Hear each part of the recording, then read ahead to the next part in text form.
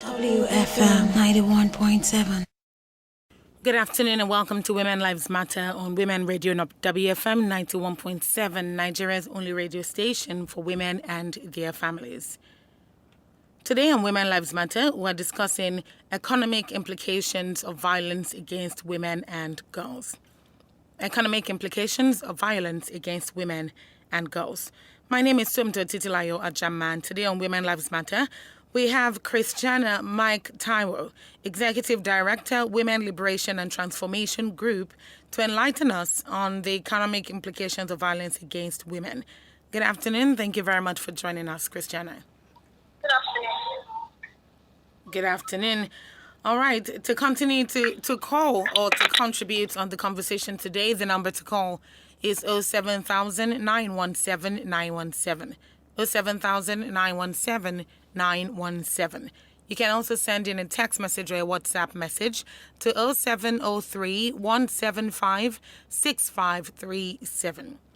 Women Lives Matter is an initiative of Women Advocates Research and Documentation Center in partnership with Women Radio 91.7 and funded by Ford Foundation. Once again, economic implications of violence against women and girls is what we're discussing today. Violence against women and girls is a global problem. Worldwide, it is estimated that 1 woman in 3 will experience some form of violence against women and girls during their lifetime. Aside from the physical and mental toll of violence, violence against women and girls also disrupts the peace and stability within families and communities. There are often unseen economic costs to these societies and countries that spiral from instances of violence against a woman or child. So, we have our guest here to give us more information on this and to enlighten us on these economic implications. Once again, Christiana, good afternoon. Thank you again for joining us. Good afternoon. Yes. So let's begin with what some of the factors are that you think are responsible or are contributing to the rising numbers of gender-based violence in our society. Sorry, can you take that again, please? Okay. What would you say are some of the factors that you think are responsible or contributing to the rising cases of gender-based violence? Okay, factors contributing to the rising cases of there are so many factors that I would like to mention a few. I would like to start with cultural beliefs and practices. Cultural beliefs and practices, the economic factor, the political factor, and gender inequality at all levels. By cultural practices, I mean cultural beliefs and practices are beliefs that women do not have voice, that does not believe in the societal inclusion of women when it comes to policy making, when it comes to financial stability. That's one of the reasons why we are experiencing an increasing number of gender-based violence in our society. Thank you very much. Since we're looking at it from these perspectives, I would need you to expand more on some of these factors and how they affect the rising cases of gender-based violence. Okay, let me start with cultural beliefs and practices. There are so many cultural beliefs and practices that are harmful. They are harmful and they contribute a lot to the increasing number of gender-based violence that we experience in the society now. For instance, the harmful they would practice. For instance, beliefs. There are cultural beliefs that often allow women to work in some tribes. There are cultural beliefs that doesn't believe in the economic independence of the woman, that does not believe in the education of the girl child in some tribes. So those beliefs and practices are contributing immensely to the increasing number of gender-based violence. When you don't believe a woman or a girl child should be educated, what do you expect? Mm-hmm. The girl child or the woman will never be able to make an informed decision the person will not be able to contribute well. She won't be able to be an instrument of peaceful, social coexistence in the community and all that. Then we also look at the economic factor. Poverty makes it extremely difficult for victims to speak on. The poverty level is another factor that contributes to the increasing number of gender-based violence. It makes the perpetrator go scot-free in the community and bring shame on the victim. The victim, because of poverty, may not be able to report. His family may be silent. The family may be asked to take a small amount of money and to keep them quiet. Ask them not to sue for justice. Ask the family not to demand for their rights simply because they are poor. See, the sound of this doesn't sound very good, and I totally understand your perspective on this. But in a lot of ways, there are a lot of other factors that could be responsible, but these factors you have mentioned are very important ones. So, still in the line of violence against women and girls, how would you say that this affects economic development? You've given some factors why you think there are increasing cases of gender-based violence, but how does this gender-based violence, particularly with reference to women and girls, affect economic development? Gender-based violence affects economic development. I've said it over and over again. A country or a nation that does not take advantage of the capacity and the capability of the women and girls in that country cannot have a sustainable development. Why? Because when a woman is not economically stable, when a woman is not economically independent, it affects the development of the nation. When a woman is not part of the policy making, when a woman is not at the table where decisions are being made, it affects economic development of that nation. Why? Because a woman makes generational decisions. I say this over and over again. She makes decisions that will affect the entire community positively because she understands how it pinches people in the community. So when a woman is left out of the decision making, of the policy making, when she does not have economic strength, economic stability, it affects the economic development of the nation. Absolutely. So what you've just said now is basically a function of the fact that women are not allowed or are not given that system where they can express themselves and actually make these decisions. Yeah. Being that they are not in these decision-making positions. But what would you say in reference to women that, in reference to the structure that kicks against this, that kicks against women or how do I put it now, the structure that creates a lot of barriers to women actually attaining these positions? What would you say in reference to that? Because it's because of these barriers that these women are not making it to these positions. Yeah, that is why we must, our cultural practice and beliefs have to change. Yes, it has to change. Cultures can change. Cultures are made by men. That's the truth. Beliefs are made by men. We should stop guiding conference club that we don't even know why it's there. Do you understand? Absolutely. Cultures are made by men. Beliefs are made by men. So when you look at these cultural practices and beliefs that are harmful, that is not allowing the nation to progress, let us change it. Very Let true. us change it. They are made by men. Laws are made by men. And laws can also be changed by men. So when these cultural beliefs and practices are changed, when our leaders, our traditional leaders, our religious leaders, leaders at all levels are made to see the importance of inclusivity, then we will know that women should not be at the back seat. You don't make the decision for the majority in the absence of the majority. Absolutely. Thank you very much for that. Now, effects of gender-based violence. To a large extent, there is no positive angle to gender-based violence. There's nothing positive about women and girls being at the brunt of violence. There's nothing positive about the rising cases of gender-based violence that women and girls are subjected to. So what are some of these negative impacts? Let's talk about that. What are some of these negative impacts of gender-based violence in the community? Negative impacts of gender-based violence in the community. Number one, I'll start with sex. The victim may eventually die. That's number one. Number two, it affects the development in the community. It affects community development. That is one. Then number two, it allows perpetrators to perpetrate their evil in the community simply because no one is bringing them to book. And number two, it can also lead to out-of-school children.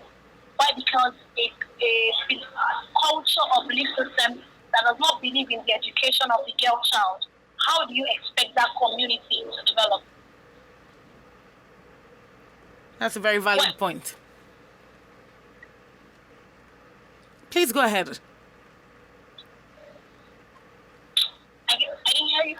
Please go ahead. You were saying something earlier. Okay, yes. I said, how do you expect that community to develop? So when you have, it leads to increasing number of out-of-school children. For instance, a teenage girl who became pregnant, and the community will say, oh, it's a taboo. The family may even say it's a taboo, and they send her out of the community, or they send her out of the family. So what becomes of her? The person who impregnated her is still in school. She is not allowed in school anymore. She has been, sent out of the family. So that may lead, to poverty, increasing poverty cycle. The poverty cycle may continue because she may not be able to make good things out of her life. And what will also become of the child she's going to give birth to.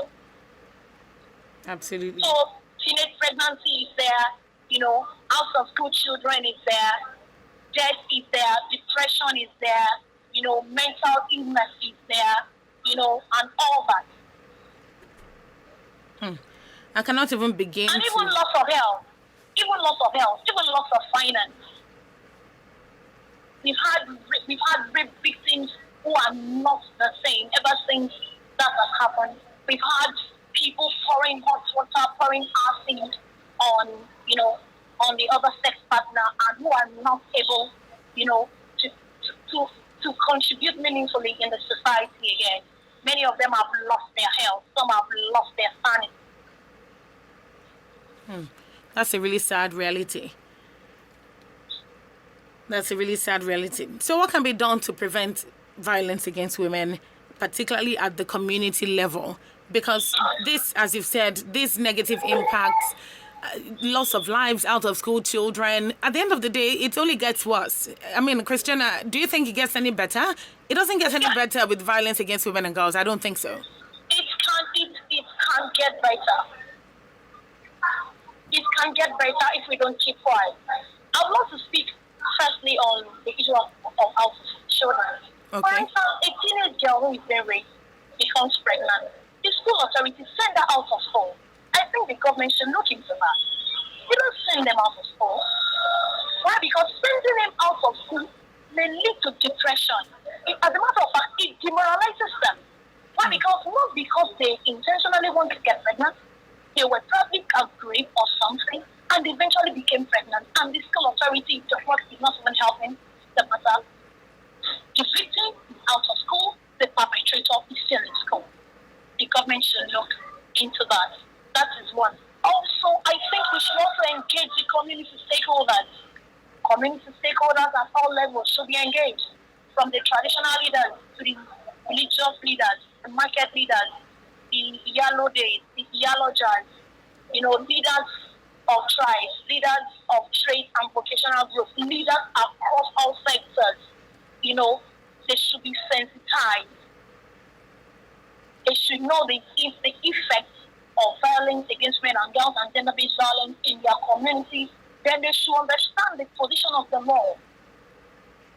We shouldn't assume they know. I've said it earlier. the domestic violence law, the VAT law, should be made available in our local language. If you have domestic violence law or VAT law in English, and you are giving it to a Nupe man who does not understand English, or you are giving it to a Yoruba woman who does not understand English, how do you expect that to interpret the law? Absolutely. See, these suggestions you've made are suggestions that I agree that if they're actually put into practice, if this is actually looked into and practiced in literally every community, there will be a significant decrease in terms of gender-based violence cases. If we want a change, we should tackle it from the community level, grassroots level, because it is only at the community level that cultural beliefs and practices can change. Absolutely. Now, you talked about the role of the Iyalode and Iyalojas, traditional rulers, stakeholders across all levels. Specifically now, let's talk about the role of the Iyalodes and Iyalojas in curbing violence against women to enable them maximize their potential. Because you've said it that it makes no sense that women are not in leadership positions. It makes no sense that women are the brunt of this violence. And it makes no sense that women make up more than half of the population, but they're completely excluded from the decision-making process. So this definitely would help in contributing to the growth of the economy. But if there's nothing being done about it, then that change will not happen. So what is the role of the Iyalode and Iyalojas in really curbing violence against women and girls to enable them maximize their potential and really contribute to the economic growth of the country in general? Yeah, Iyalode is actually a traditional title. Yes. Leaders of women in the society, and the position of the Iyalode can only be given to an influential woman in the community. A woman who can mobilize the people in the community. A woman who can speak at both political levels. A woman who has an economic voice. You know, those are the people that occupy the position of Iyalode. And their position is such a strategic position that they sit with other traditional leaders. And be that as it may, they are also part of they are also part of our culture, practices and beliefs. So they are in a strong position to work with other community leaders in addressing these harmful cultural beliefs and practices that harms the women and girls in our society. So our Iyalode should understand the power that has been given to them. Their position is not just ceremonial. It's a political power. It's an economic power to live and to fight the cause of women and girls in the community. They have that power. Likewise, the Iyaloja too. The Iyaloja is the leader of market women. And for us in Lagos, we have them. They've been part of the movement of ending violence against women and girls in the community. They have the women. They have the structures. So their voice, they should be able to lend their voice to speak against violence against women and girls in their various spaces. For instance, the Iyalojas of Shomolu Market, they are part of this campaign. I'm sure we have been to some of their markets to speak on violence against women and girls, and they've been part of our community dialogue sessions that we had in Shomolu with leaders, with traditional leaders and market leaders. They are part of it. So their position is strategic at the community level, addressing this harmful cultural practice. So, given the fact that you've talked about the kind of influence that they possess, what are some things that they can do in terms of action steps that they can take to actively curb violence against women? And you've said that the Iyalode is like a mouthpiece for women. She has economic power. She has political power. So this is somebody of a real influence. And what can she do, and what can the Iyaloja as market leader now do to ensure that violence against women is curbed for the Iyalode within the community setting, for the Iyaloja within the market setting? What you can answer them separately if you'd like. Yeah, Iyaloja within the market setting can ensure that when cases of violence against men and girls are reported to them, they must pursue justice. They must ensure that justice is served. They must ensure that victims are not shamed, and they must ensure that perpetrators don't go unpunished. Justice must be served. That is one. Then also for the Iyalojas also, it is in their capacity to ensure that women in their market understand the position of the law as regards violence against women and girls. They should know, they should be able to explain what the law says to their market women. Even the market men. The Iyaloja is in a position to sensitize, to create awareness within her market, the position of the law, what it is, the rights of the women in her market, to should be able to drive the message down to the people in that market. Thank you very much for that. Thank you very much, Christiana. We're still coming back to this conversation. It's 23 minutes past 2 on Women Radio 91.7, and we're still discussing the economic implications of violence against women and girls. This is Women Lives Matter, in case you're just tuning in. And Women Lives Matter is an initiative of Women Advocates Research and Documentation Center in partnership with Women Radio 91.7 and funded by Forward Foundation. Today we're discussing the economic implications of violence against women and girls, and it is imperative that we have this conversation. A lot of the time, this particular aspect of violence against women and girls is not being highlighted enough. So this is why we're having this conversation today. My name is Somto Titilayo Ajama, and my guest is Christiana Mike Taiwo, Executive Director, Women Liberation and Transformation Group. The number to contribute on is 07000 917 917. 07000 917 917. You can also send in a text message or a WhatsApp message to 0703 175 6537. 0703 175 6537.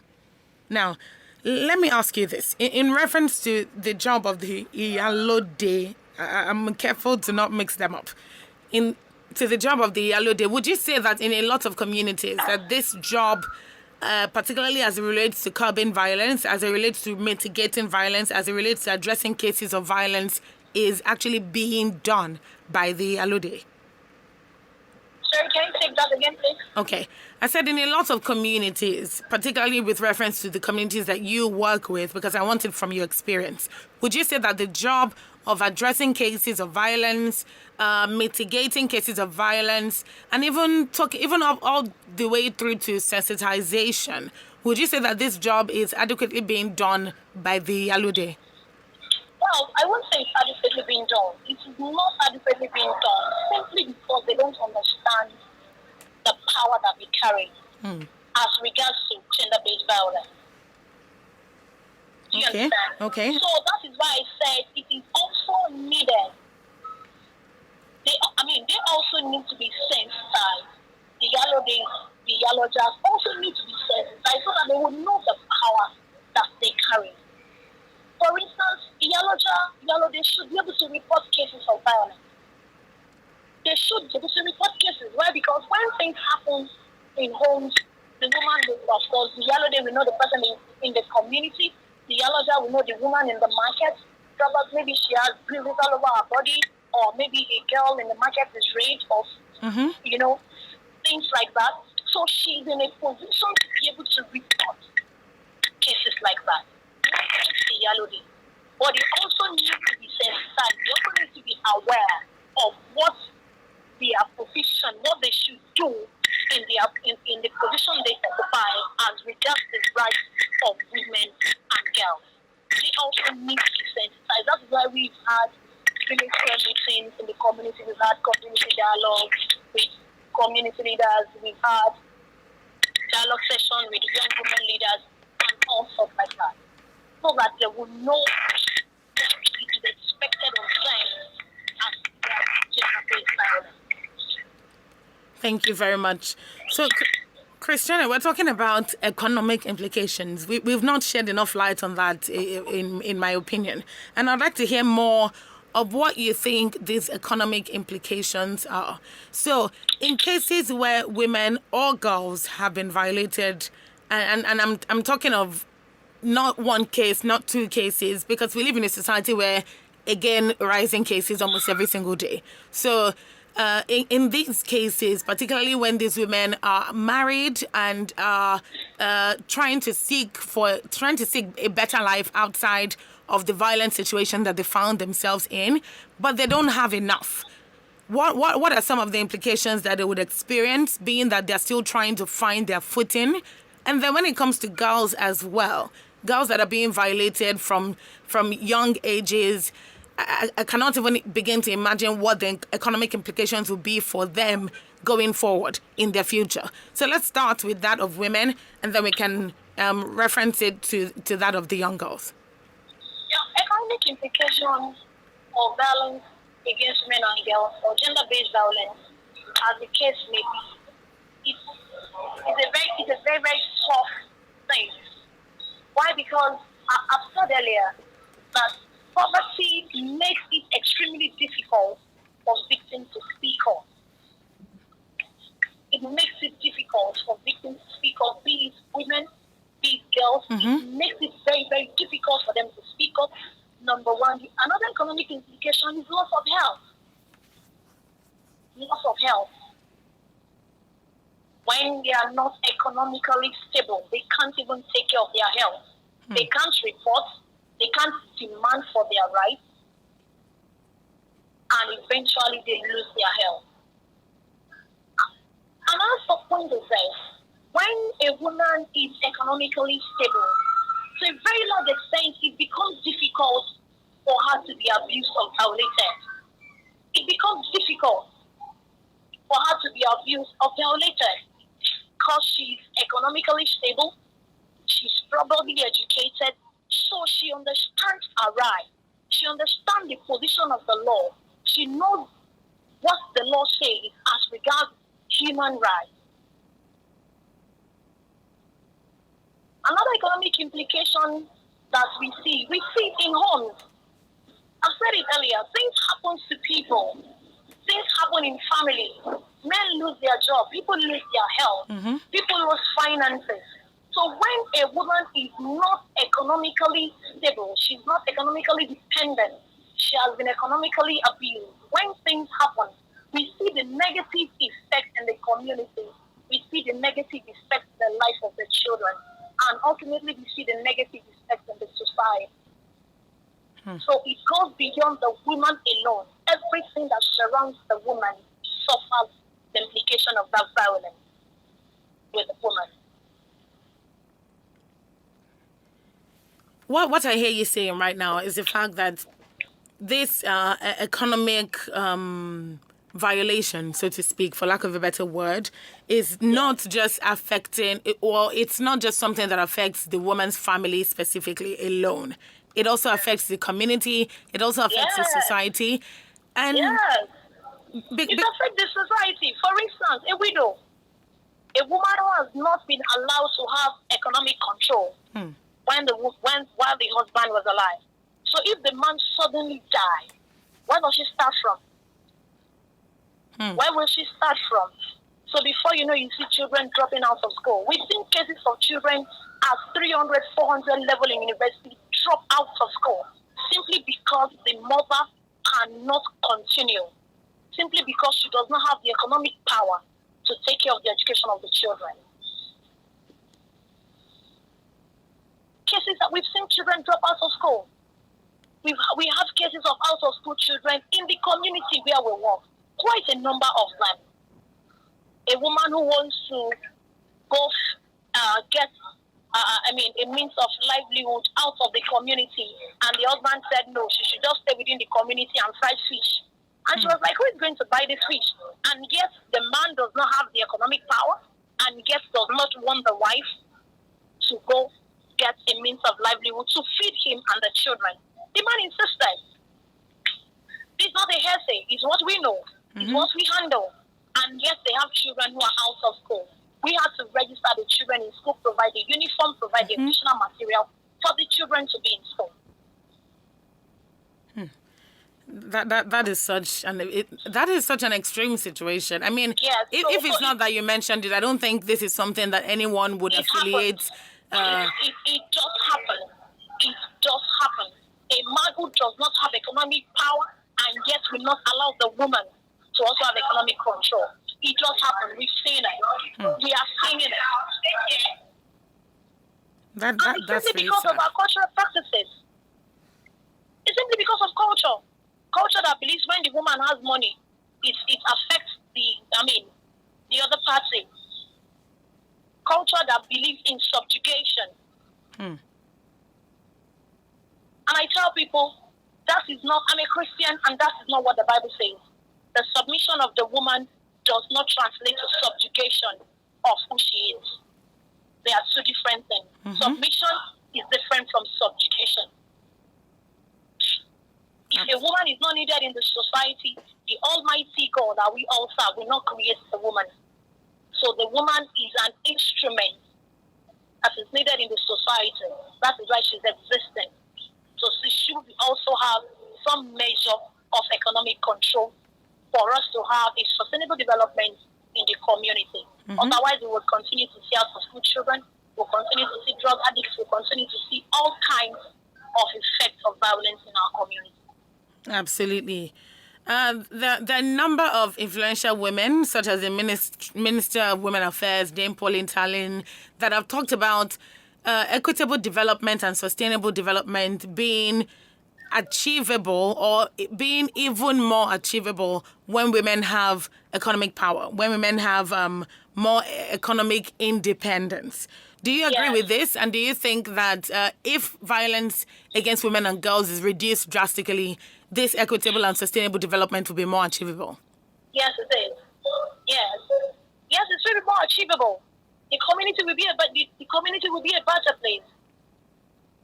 It will be a better place, and we will have sustainable development from the community level, from the grassroots level to the national level. We will see it in our children, in the children we have in schools. We will see it in the community. We will see that crime rates will reduce. It will translate to so many things. Economic independence of women will translate to so many things. It will bring about reduction in out-of-school children. It will reduce crime rates. Why? Because we are experiencing increase in crime rates simply because finances in the home, to an extent, is not, the financial structure in some home is not balanced. So when it looks as if it is only the man that is providing it, and the children that we have now, we say, no, this is what I want. But because there is no contribution from the other party, so they all depend on a source. So the child may tend to join that gang, So I'm hearing you say that. I'll think of whatever, peer influence, peer pressure. Do you understand? Absolutely. So maybe when it's time to pay school fees is not being paid. All kinds of things happen. But when the woman also has some measure of economic control, crime rates will reduce, sustainable development becomes achievable. Poverty rates will go down, hunger will go down. The sustainable development goals become achievable. So let me ask you this, Christiana, because you just made a very valid point. So my question now is, due to the fact that cultural enforcement or cultural knowledge at this point, or culture, as it were, it has a lot of limitations, which affects the economic growth of women. Would you say that the men who influence and who sustain these cultural disadvantages do not know that equitable development and more sustainable development will be more achievable when women have enough economic independence? Is it that they don't know, or they are fearful of what women can do when they have economic power? I'll say it's both ways. One, they might not know, and two, they may be afraid of what women can do when they have economic power. I'll say they might not know because some of them are guiding a conquest land. Cultural beliefs, they will tell you it has been existing before our fathers were born. So they want to continue to guide that cultural heritage that's been inherited. We should guide it. We should protect the culture. In as much as our culture is good, we should also let go of harmful cultural practices that is hindering sustainable development in our community. We should let it go. Female genital mutilation is a harmful cultural practice. We should let it go. Denial of girl child education is a harmful practice. We should let it go. So we may assume they don't know. And how can we educate them, or how can we bring them to the knowledge? That is the place of community engagement. Engage them. We should let them see the benefit. And that's what we have been doing, engaging community leaders. Let them see the benefit. When your girl child is educated, of course, Talin is a woman. She's an offshoot of a community. She belongs to a particular tribe. They also have their culture. But I make both to say that peradventure they have a culture in our community where she came from that does not believe in the education of a girl child. I want to believe that culture should have been abolished by now. With her as the Minister for Women Affairs.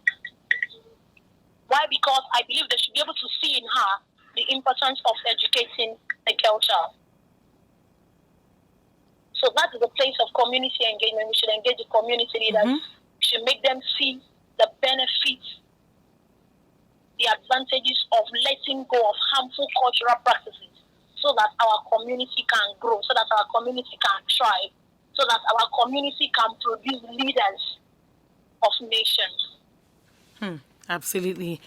Absolutely. Thank you so much, Christiana. It is 21 minutes at this point to 3 on Women Radio 91.7, and we're still talking about economic implications of violence against women and girls. Economic implications of violence against women and girls. It is so imperative to understand that violence against women and girls does not just affect them physically. That's why we're talking about the economic implications, because these implications are real. They are real, and they're even more far-reaching than the physical implications of violence against women and girls. And this is why we're talking about this. My guest today is Christiana Mike Taiwo, Executive Director, Women Liberation and Transformation Group. So if you want to contribute on the program or ask her questions, the number to call is 07000 917 917. 07000 917 917.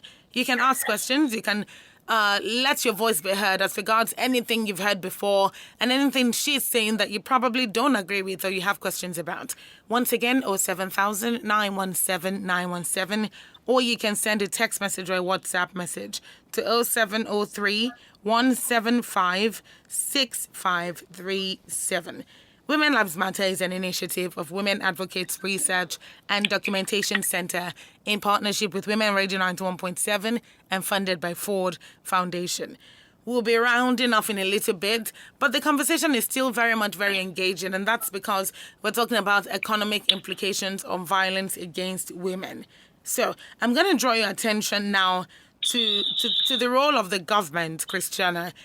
To the role of the government. I know you mentioned earlier that the government also needs to take responsibility.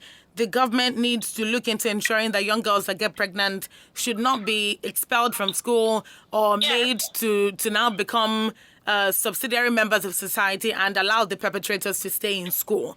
Rather than that happening, you've said, obviously, that government should look into that and ensure that that doesn't happen anymore. But what are some other strategies or some other measures that you think that the government should put in place in able to enable the violence against women, particularly in communities, to be drastically reduced?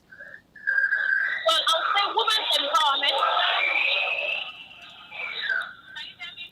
There's a lot of background noise, Christiana. Can you hear me? I can hear you, but there is a lot of background noise. Okay. I'm actually moving out of a hall. Okay. Is it better now? Yes, thank you. Okay, yeah. Government should have, and I call it reserve seats. I want to start from the political level now. Reserve seats, the inclusive political system that makes it easier for women to participate in politics. There are lots of violence against women in politics. There are lots of violence against women in politics, and it all still boils down to this economic power, because they believe these women don't have the money, they don't have the economic power, they don't have the economic strength. So government should make it easier for women to participate in politics. Also, we should have reserved seats for women at all political levels. Say that again. Reserved seats. Okay. At all political level. Okay, we should also, the affirmative action is there. The affirmative action, the 35% affirmative action has not been fully implemented. It should be implemented at all levels, from the federal to the state to the local level, to all political appointments, both appointive and elective position. The affirmative action should take place. So the willingness of the government is also very, very important if truly we want to eradicate gender-based violence in our community. The willingness on the part of the government, especially the affirmative action. Thank you so much. So at this point, do you agree that if we have more government-initiated schemes for women empowerment, do you think it will reduce the rate of women that are dependent and making them prey to being violated? Yes, it is trying, but the government should do more. The government should do more. Then I'll say this. The government initiatives to ending women's empowerment should not just stop at the top level. They should take it down to women at the grassroots community. And how can you do this if you don't work with community leaders? If the government does not work with organizations that work at this community level? If that is not done, it becomes a political affair. That's the truth. It becomes a political affair. So government should work with civil society organizations, community leaders at the grassroots level, and not make it a political affair. So that the women, the poor and vulnerable women at the community can benefit from this government initiative. Thank you so much. So finally, we have a lot of we have a lot of sensitization schemes. We have a lot of campaigns that are actively fighting against gender-based violence. And sometimes you hear of situations where there's a lot of pushback because these people are not educated enough, or they're pushing back because of culture. Yeah. So what are some of the ways that you would say that can encourage and improve the level of acceptance with these sensitization campaigns in some of these rural areas particularly? Yes, we should of course engage their community leaders. The community leaders must be engaged. The ballets, the yellow days, the yellow jazz, the otobas, the olori odors, as the case may be. If their leaders are engaged, they'll be able to take the message down to their community, to their community members. So you can't just enter a community without visiting the traditional leader in that community. So the community leader themselves need to understand what the law says as regards gender-based violence. They need to be able to interpret the law. That is why we are saying make this thing available in local languages. Some traditional leaders who are not that educated, but they will understand their local dialect. They will be able to communicate with their people with their local dialect. So if they understand this, then whatever intervention, whatever you're bringing down to their community, they'll be able to explain to their community people in their local dialect. In the communities where we work, we speak our local dialect. I'm a Yoruba lady. speak Yoruba with the traditional leaders. After we have addressed the people in English, we also bring it down to our local dialect. We speak the local dialect to our people so that they can understand our message, so that they can understand what we are saying. So they need to understand what the law says in their local languages. If this happens, this is what you should do. If this happens, this is where you will go. This and this and this in a way that that will sink into their memory, in a way they will understand, not in our English grammar all the time. If truly we want these poor and vulnerable people at the community who most especially are victims of gender-based violence, if truly we want them to be able to uphold their rights. Thank you very much. So still talking about this, is there a role that the community members can play in mitigating or reducing the economic implications of victims of sexual and gender-based violence? Yes, of course. The community members also have a role to play by shunning harmful cultural practices, by stop shaming the victim. Community members should stop asking, why did you go there? What kind of clothes did you wear? How many people slept with you? All sorts of questions, will not even help the psyche of the victim at all, and will still empower the perpetrator. So the community members themselves should shun harmful practices. When a woman or a girl child is complaining of abuse, let's not say, no, in our culture, once you are married, you have to stay there. Even if the man is beating her to stoop up, she has to stay there. No, we should stop that culture.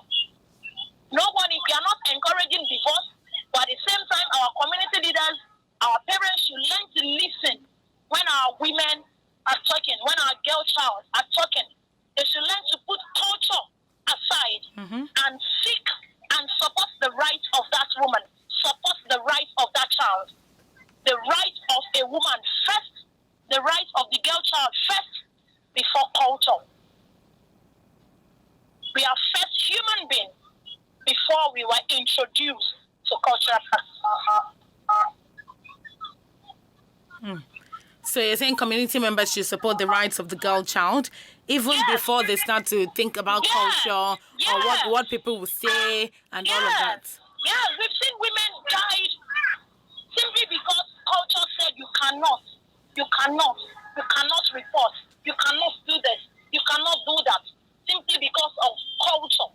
No. Community members should support the rights of the women and the girl child against harmful cultural practices. We should let go of harmful cultural practices. If truly we want our communities to develop, if we want leaders of nations to come out of our community. But with regards to the economic implications, which is the fact that some women become so economically disadvantaged that they can't take care of themselves, let alone their families. So with regards to the specific economic implications, what are some little ways that the community can assist in a way that it can make the woman feel supported even though she has gone through violence? Yes, the community, that's also a place of social protection. The community should also understand what the government is doing as regards social protection. So when cases happen like that, the community leaders should know where to go to for the victim to get support. That's also very important. Then the community members also should know where to go to get support. They should know where to go to get support. That is why I said earlier that some of these interventions, some of these initiatives, government initiatives, should be taken down to these people at rural levels so that they can truly benefit from it. Make economic empowerment available, train for them, training, support them with equipment, income-generating equipment. Why? Because poverty is a major driver of GBV. The truth be told, poverty is a major driver of violence against women and girls, most especially from the time of lockdown. COVID-19, that's what you're doing. COVID-19, yes. Poverty has been a major driver. So economic independence, economic stability will go a long way to mitigate against it. Absolutely. Thank you so much. So, Christiana, we're wrapping up now. What is your call to action point on roles that people can play, the government, individuals, in assisting with addressing these economic implications on gender-based violence or violence against women and girls? Yes, I'll start with girl-child education. Community leaders, parents should please educate the girl child. An educated girl child will make informed decisions, will understand her rights. Because she's educated, she can make informed decisions because she's educated. To a very large extent, she will be economically stable. So the economic empowerment of a woman is also very, very important. Women should strive to be economically stable, economically balanced. Yes, the men are there. Yes, some men are there providing for their family. Yes, it is good, but things happen. We should not sit and fold our arms as a woman and say, no, let the man do everything. No. Gone are the days. A woman must be economically stable. She must have economic power. Economic power is needed for us to curb, for a woman to be able to curb gender-based violence. Then on the part of the government should make available intervention that will empower the woman economically, especially the women at the grassroots level, especially the women in underserved communities where they don't even know their left from their right, where they don't even understand their right as humans. Government should make interventions available for them that will address their poverty level. And at the same time, government should also make the law, the VAP law, the domestic violence law, should make it available in different languages. Let it be like a signpost in communities so that people will know that government frowns at it. Government, we should have a willing government that speaks against girl-child marriage. Our constitution should address this thing. The Constitution of the Federal Republic of Nigeria should address it. Should address girl-child marriage, should address female genital mutilation. It must be addressed. We need the willingness on the part of the government to address this. And then the 35% affirmative action should be implemented across all levels. Thank you. Thank you so much, Christiana, and thank you for joining us today on Women Lives Matter. Thank you for spending your time with us. You're welcome. Thank you very much for having me. Absolutely. Please enjoy the rest of your day, Christiana. All right. Thank you very much to my guest, Christiana Mike Taiwo, Executive Director of the Women Liberation and Transformation Group. She has definitely done a lot of justice to the subject of economic implication of violence against women and girls. And this definitely helps in a way that it educates us and tells us what steps to take next. Interventions to prevent violence against women and girls not only reduces the cases of violence, but it also has other positive effects in other areas of people's lives, such as improving mental health and their incomes as well. There's also a need to implement these programs that prevent violence against women and girls from occurring in the first place. Now, in doing so, we can prevent these human rights violations and reduce the social and economic costs of violence. Thank you very much to my guests once again, and thank you to the producer Elizabeth Akwerigbe and Executive Director Tonwu Okewale Shonaya. Women Lives Matter is an initiative of Women Advocates Research and Documentation Center in partnership with Women Radio 91.7 and funded by Forward Foundation. Women Lives Matter is broadcast on Monday at 2 p.m. on Women Radio 91.7, and next week is another time. Thank you very much for tuning in. My name is Sumto Titilayo Ajamma. Good afternoon.